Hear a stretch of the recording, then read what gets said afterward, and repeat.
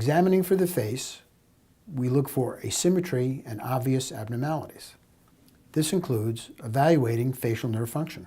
Wrinkle your forehead for me. Close your eyes real tight. Wrinkle your nose. Smile. Tighten your neck. Good. The face is broken up into 3 horizontal components. From the hairline to the eyebrows, from below the eyebrows to just below the nose, and from below the nose to the chin.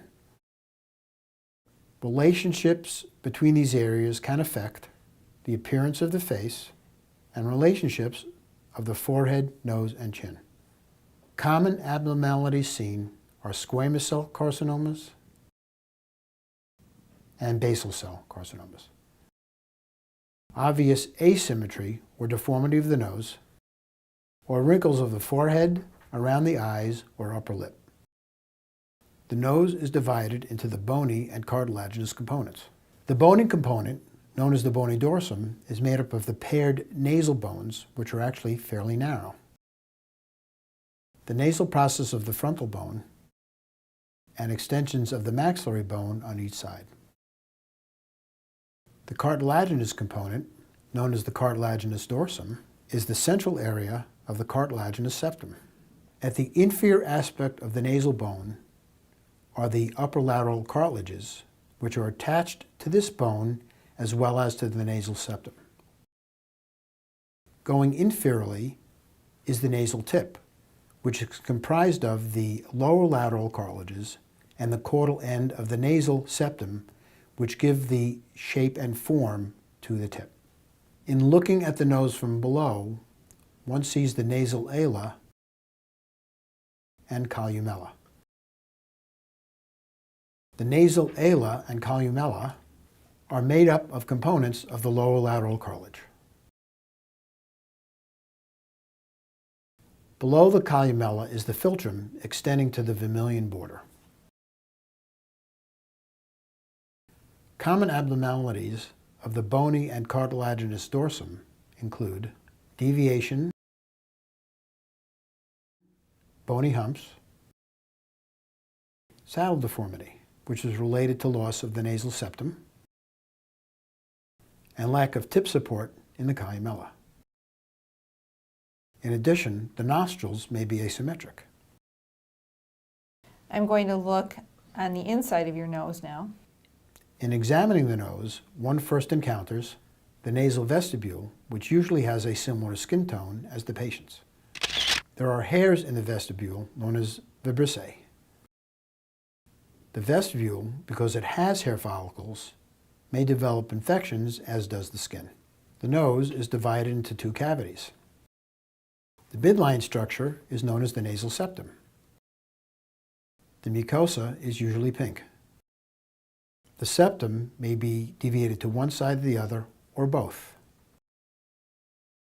The septum contains 2 components, cartilaginous and bony. The cartilaginous component is known as the quadrilateral cartilage. The bony components include the perpendicular plate of the ethmoid, which comes from the skull base, and the vomer, which extends up to the face of the sphenoid sinus.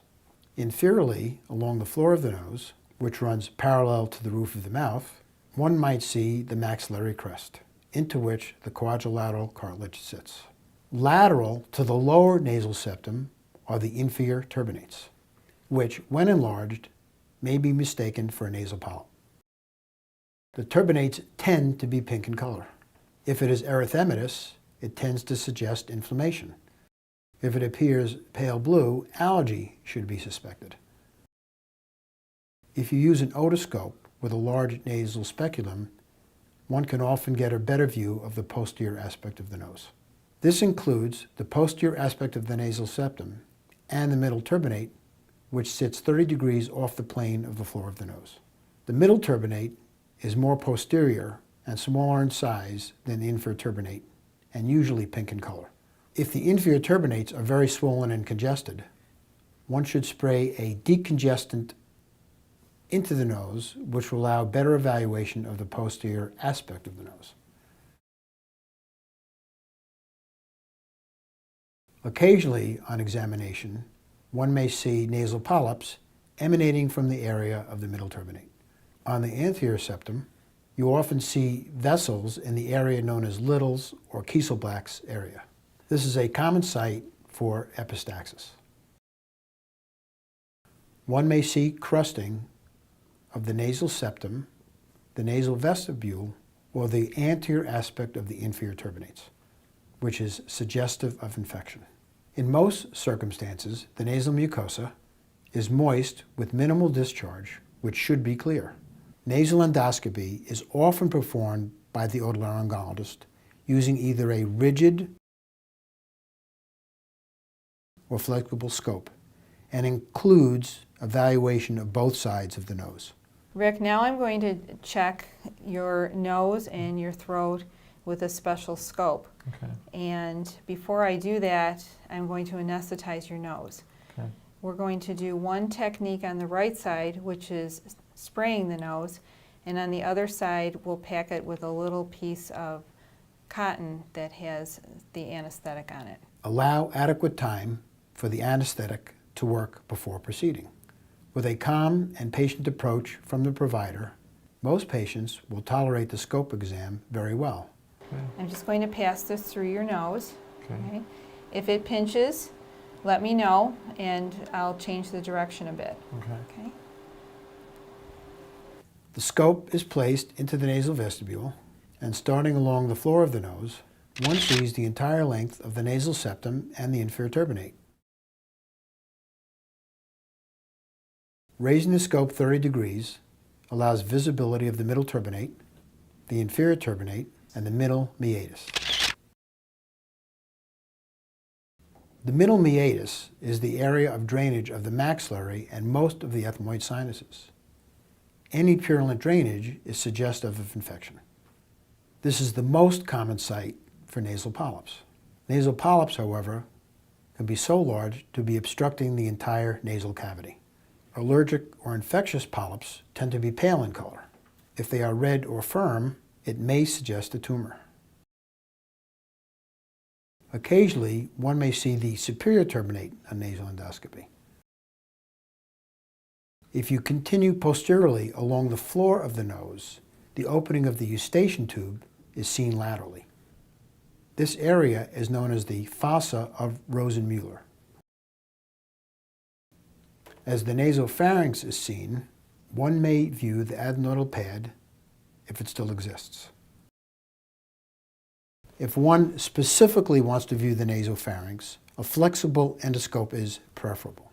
In the pediatric age group, it's used to evaluate adenoidal size. In adults, in a patient who has a unilateral middle ear effusion without an obvious cause, to rule out the possibility of nasopharyngeal carcinoma. For additional information regarding any of the illnesses we discuss, we invite you to visit the AAO HNS website, entnet.org.